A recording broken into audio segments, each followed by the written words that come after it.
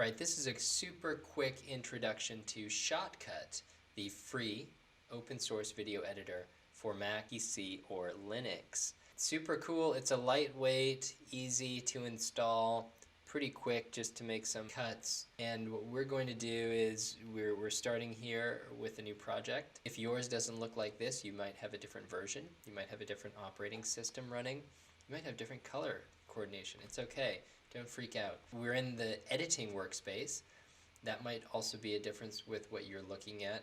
There's also a logging, editing, FX, player, audio, color workspace. And you can choose that workspace based on these tabs in the upper right center of the window. Let's look at this new project window. You can see my folder is, my project's being saved to the movies folder with the project name. I can say quick cut. You can change your video mode, which allows you to choose different frames per second and resolutions for your timeline. If you don't know what that is, it's cool to start with automatic. Pretty likely a lot of people are going to be choosing HD 1080p, 30 frames per second, but maybe not everybody. So let's start with automatic just to show the nuts and bolts of this. Every video editing software has essentially 3 stages: bringing media in, editing or manipulating that media, and then sending that media out. So before we do anything with video, we need to get it in. We can do that by clicking on Open File, which opens a little dialog box that allows you to choose which video to bring in. Or you can just drag a video somewhere on your computer onto the application. I'm actually going to use the import open file because I think there's something interesting here. When you first open a file, it opens in the source monitor, which is where we're seeing this video play right now. This is kind of interesting. You can do a lot of things in Shotcut just with the source monitor without actually doing a whole lot of edits. For example, you could trim the ends off of a video. Maybe you've got a 10-minute video, you just want to trim it down to 1 minute. Oh, that's like so frequently I'm in this situation that I have to send a short excerpt or a clip of a video. And from this source, I could actually export this and choose source and configure and export it, which is interesting. But if you actually want to edit it, you need to do another step. And that is you need to get it into the playlist before you can manipulate it. So let's click on this playlist tab in the upper left corner, and you can see there's nothing in this playlist. I'm going to click on this source monitor and I'm going to choose just part of this video, a clip of this video, and I'm going to drag it into the playlist. And now you see I have one item on the playlist, which is the segment of this video. I could make another segment. You press the I button to show the in point and the O button to show the out point, nonlinear video editing software. Here's another segment of the video, and I'm going to put that on the playlist. Okay, now I've got 2 things on the playlist. Now I need a timeline to actually begin putting these video clips together. From the playlist, I can just drag one of these down into this timeline area, and you see it pops up a single track that's called V1. You should notice, it's kind of interesting, that this track has both video and audio in it, which I think is kind of a cool thing that Shotcut does. If you want to add music or something, you need to add a video track. So if you right-click on this gray area and you say Track Operations Add Audio Track, now you can put a little audio clip in there.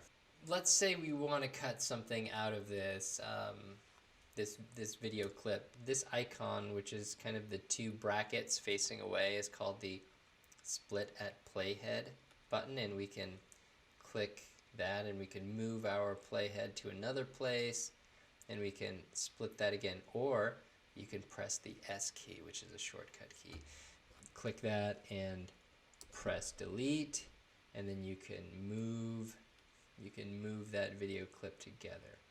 So frequently we want to add a transition, and you can see when I drag these 2 clips together, it's kind of automatically putting in a blend dissolve, which is a nice feature.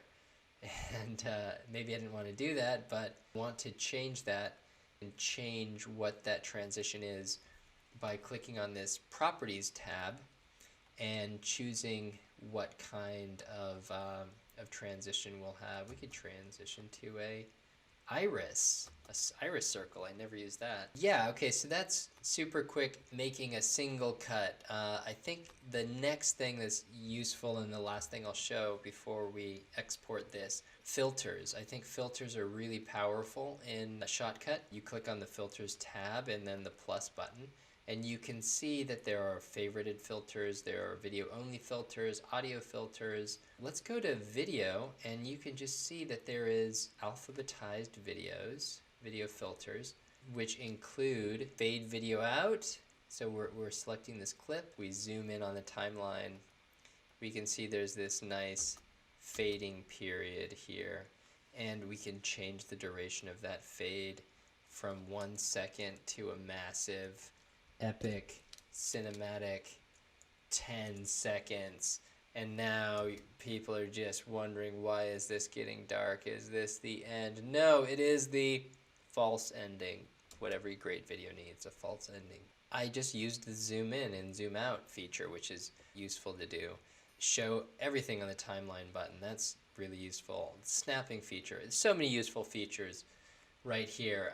So many, I mean, what is that, 12?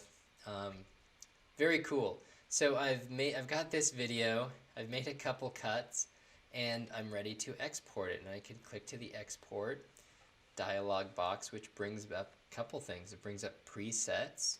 Do I want to send this to YouTube? Maybe. And what am I exporting from? We're exporting from the timeline. We could also export from the source. Remember, if we just want to trim those ends off, you could choose the source. You could also export from the playlist if you just want to put 3 video clips together. I mean, that's super cool. It's so useful. I really do love this.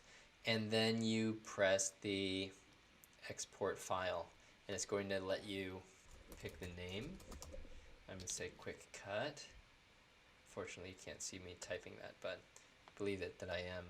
And then I click the name. If we go to the jobs window, Steve Jobs window, the jobs window is in the upper right hand corner, and you can see this little percentage. Hope you enjoyed it. Please subscribe, give it a thumbs up if it was useful, and check out more videos. Thanks.